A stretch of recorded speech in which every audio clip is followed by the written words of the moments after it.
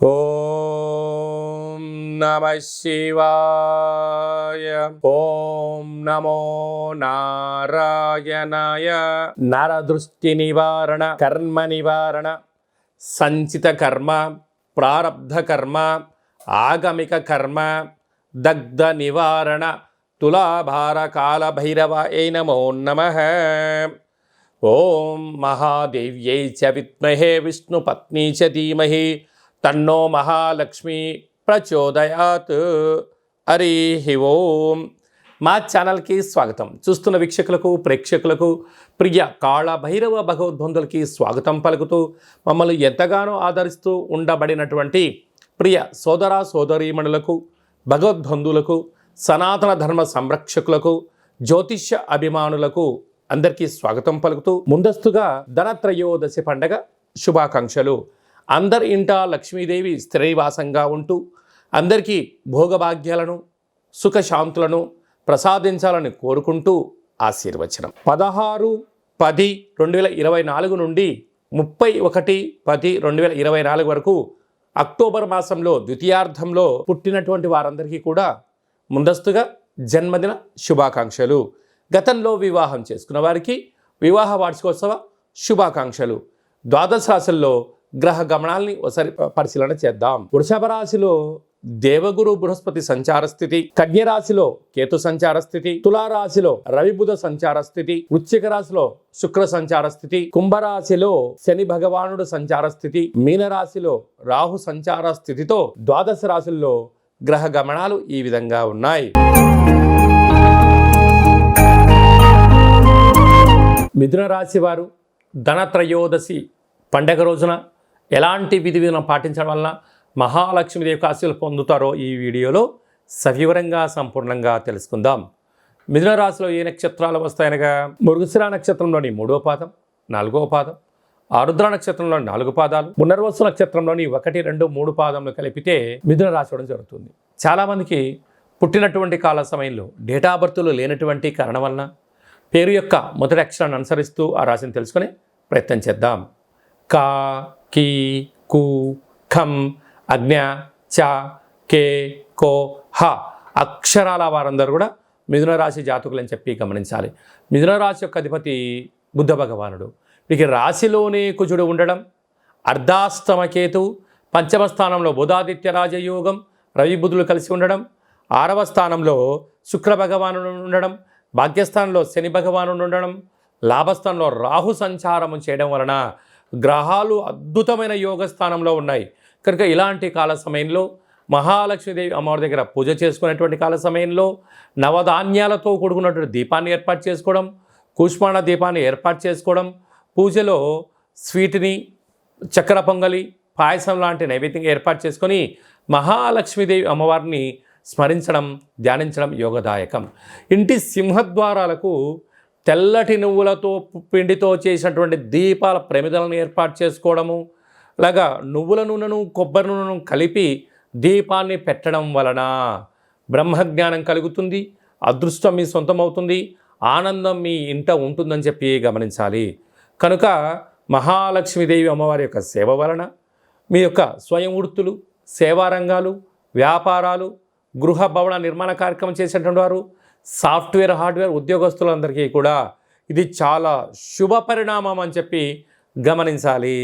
ఆశ్వీజ మాసంలో ముఖ్యమైనటువంటి పండుగల గురించి క్లుప్తంగా, సవివరంగా, సంపూర్ణంగా తెలుసుకుందాం.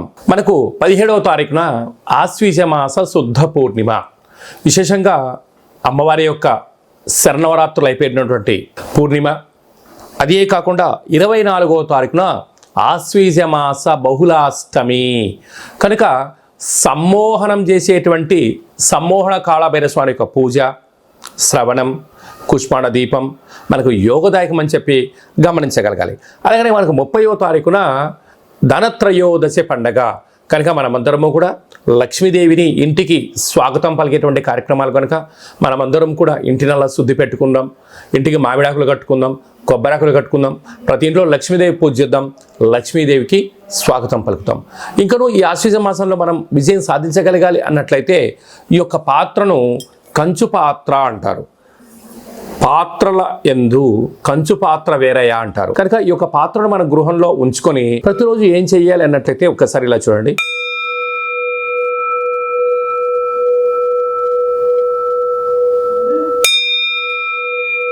ఇలా శబ్ద తరంగాలు రావడం జరుగుతుంటుంది.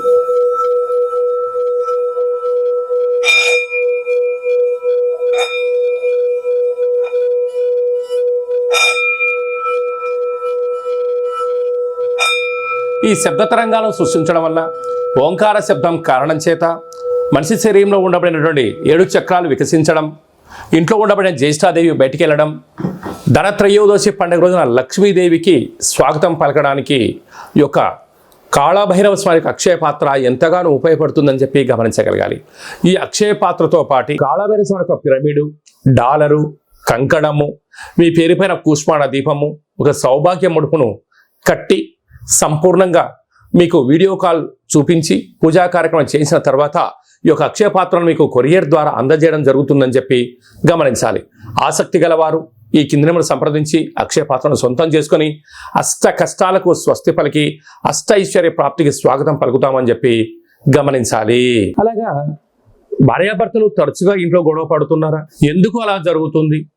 జాతకంలో ఎలాంటి యోగాలు ఉన్నాయి, జాతకంలో ఎలాంటి దోషాలు ఉన్నాయో తెలుసుకొని ఆ భార్యాభర్తల మధ్య సఖ్యత పెరిగి ఒకరిపైన ఒకరు ప్రేమానురాగాలు కలిగి ఉండేటువంటి సలహాలు సూచనలు ఇవ్వడం జరుగుతుందని చెప్పి గమనించాలి.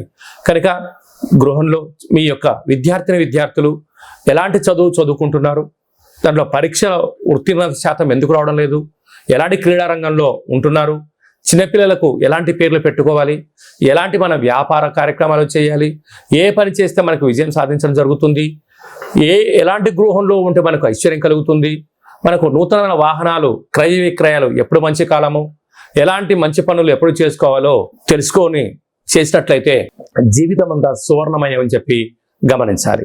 అలాగే చాలా మందికి కాళభైరవ ఉపాసన ఎలా తీసుకోవాలి, ఎవరిస్తారు, ఎలా సాధన చేయాలో అనుకుంటున్న వారందరికీ కూడా మన యొక్క దేవాలయంలో కాళభైరవ మంత్ర ఉపదేశం ఇవ్వడం జరుగుతుందని చెప్పి గమనించాలి.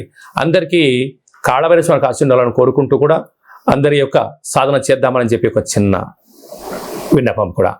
అందరిపైనను ఈ కాళభైరవ స్వామికి ఆశీర్వాదం చేత అందరికీ శుభం, జయం, లాభం జరగాలని కోరుకుంటూ ఆశీర్వచనం.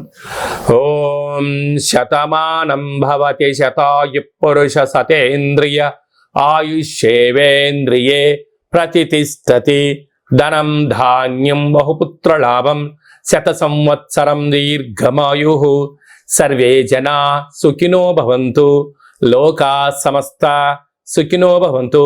సర్వం కాళభైరవ దేవతార్పణమస్తు. హరి ఓం. ఈ వీడియో మీకు నచ్చినట్టయితే లైక్ చేయండి, షేర్ చేయండి, మా ఛానల్ని సబ్స్క్రైబ్ చేసుకోండి. మేము చేస్తున్న ఆధ్యాత్మికమైనటువంటి వీడియోలు, ధర్మ సందేహాలు అందరికన్నా ముందుగా మీరు చూడాలి అన్నట్లయితే గంట సింబల్ ప్రెస్ చేయండి, ఆల్ అనే బటన్ కూడా తెలియచేయండి. మీరు ఎవరి క్షేమాన్ని అయితే కోరుకుంటున్నారో, అంటే మీ క్షేమాన్ని ఎవరైతే కోరుకుంటున్నారో వారికి కూడా ఈ వీడియోను ఫార్వర్డ్ చేసి హిందూ ధర్మాన్ని కాపాడండి.